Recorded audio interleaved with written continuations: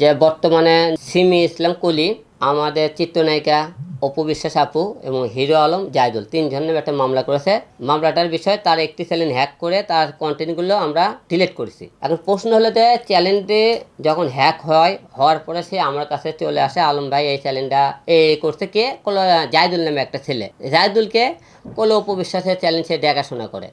আমি তারপর তার সাথে যোগাযোগ করলাম, যোগাযোগ করে চ্যালেঞ্জে আমি তার ফিরে আনার ব্যবস্থা করে বললাম। তেমন করে ঘটনা কি করছে ভাই, সে আমাদের চ্যালেঞ্জ থেকে কন্টেন্ট নিয়েছে। কন্টেন্ট নেওয়ার পরে সে কী করছে, চ্যানেলটা স্ট্রাইক পড়ছে। স্ট্রাইক আপনারা সবাই জানেন যারা ইউটিউব ফেসবুকে থাকেন, পরপর 3 দিন স্ট্রাইক করলে চ্যানেল অটোমেটিক ডিজেবল হয়ে যায়। তাদের একটি কন্টেন্ট দিলে আমরা উঠে না হয় স্ট্রাইক, তার চ্যানেলটা ব্যাগ আছে। আপু সকলে হলে জাহিদুল বলার পরে তার চ্যানেলটি সকলে স্ট্রাইক তুলে নিলে চ্যানেলটা ব্যাগ আসে। ব্যাগ আসার পরে আমি চ্যানেলটা তখন ফিরে আনার জন্য তার সাথে কথা বলি, বলার পরে চ্যানেলটা ফিরে দেয় আজ থেকে 8 মাস আগে। চ্যালেঞ্জটা ফিরে দেওয়ার পরে 8 মাস পরে সে নতুন করে সে আবার করছে কি মামলা করেছেন। আমার প্রশ্ন যে 8 মাস আগে আপনি চ্যালেঞ্জ ব্যাক পালেন, আজকে কেন মামলা করলেন আমাদের নামে? এটা আমার একটা প্রশ্ন। এবং আরেকটা প্রশ্ন করছে অপু বিশ্বাস আপু নাকি 10 লাখ টাকা দাবি করেছে, আমি মধ্যস্থর হয়ে 5 লাখ টাকা তাকে দিয়ে চ্যালেঞ্জটা ব্যাক করেছি। আমার প্রশ্ন, সে যদি আমাকে 5 লাখ টাকা দিয়েই থাকে, সে 5 লাখ টাকা আমাকে চেকে দিয়েছে, বিকাশে দিয়েছে, অথবা 10টা লোকের মাধ্যমে দিয়েছে?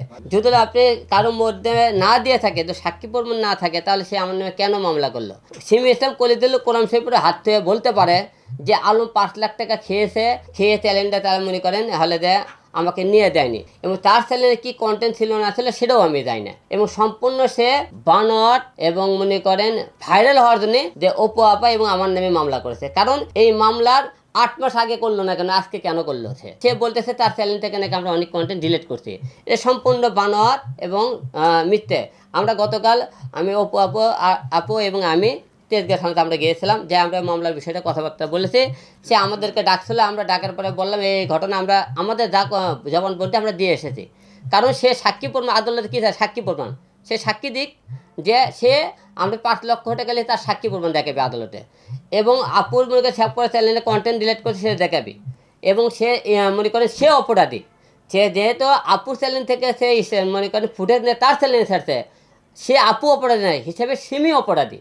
কার কন্টেন্ট সে আপনি সে অনুমতি নিয়েছিল, তাহলে অপরাধ করছে। এখন বর্তমানে সব কিছু মিলে সিমি আমাদের সম্মানহানি করার জন্যে সে উঠে পড়ে লেগেছে। কারণ সে তো সাক্ষী প্রমাণ, আদালতে সাক্ষী প্রমাণ সে মনে করে উপস্থিত না করতে পারলে যে আমি টাকা নিয়েছি এবং আপু মনে করে তার চ্যানেল হ্যাক করছে, আমরা তার নামে নিয়ে মামলা করে দেবো। কারণ সে হঠাৎ করে যাত্রার বিরুদ্ধে কয়েকদিন পর পরে সে কথাবার্তা বলে।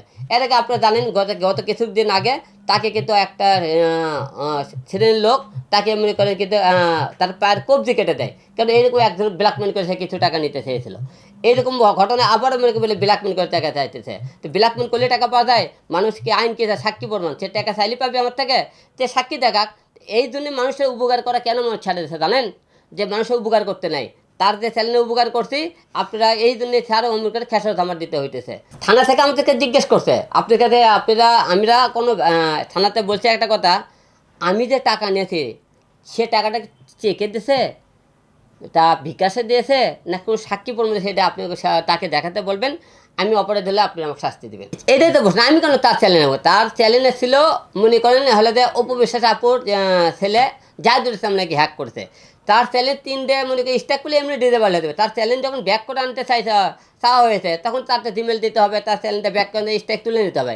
স্ট্যাক তুলে নিলে চ্যানেলটা ব্যাগ আসছে, ব্যাগ আসার পরে চ্যানেল সে ঘুরে লেগেছে 8 মাস পরে এখন করছে আমার চ্যানেলে কোনো কন্টেন্ট নেই। তো এতদিন তাহলে কী করলো? তাহলে তাই এবং করতে থাকি 5 লক্ষ টাকা নিয়েছে। 5 লক্ষ টাকা নিলে কি আপনি তাদের চেক দিবি তো, অথবা আপনি বিকাশে দিবি তো, অথবা অ্যাকাউন্টে দিবি, অথবা 10টা লোকের মাঝে দিবি, তার সাক্ষী প্রমাণ দিক যে আমি টাকা নিয়েছি। সে যদি মনে করেন আমাদের সাক্ষী প্রমাণ না দেখাতে পারে, এই যে অপু আপা এবং আমার বিরুদ্ধে সে সম্মানহানি করলো, তো অবশ্যই তাই এক শাস্তি ওকে দিতে হবে। কারণ এক শাস্তি না দিলে এই 2 দিন পর আবার মুখে মান সম্মান ক্ষতি করার চেষ্টা করবে। আমরা এই সম্মান আমাকে নষ্ট করতে তার নামে মানহানি মামলা করবো, সে আদালতে যদি না প্রমাণ করতে পারে। আমি এবং অপু আপা আমরা কালকে কথাবার্তা বলেছি যে সে আমাদের বিরুদ্ধে যে অভিযোগটা করেছে সে সম্পূর্ণ প্রমাণ দেখাক আমাদের। আমরা প্রমাণ চেয়েছি, আমরা কালকে তেজগাঁ থানার যে কথা বলে এসেছি।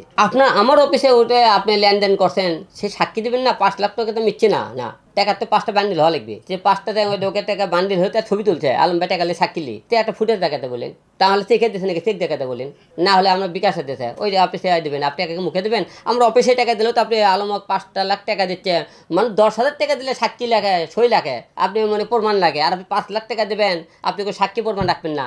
মানুষ উপকার করবে গেলে বিপদ, আমি আর উপকার করতে চাই তাকে বিপদে বললাম, ঠিক আছে।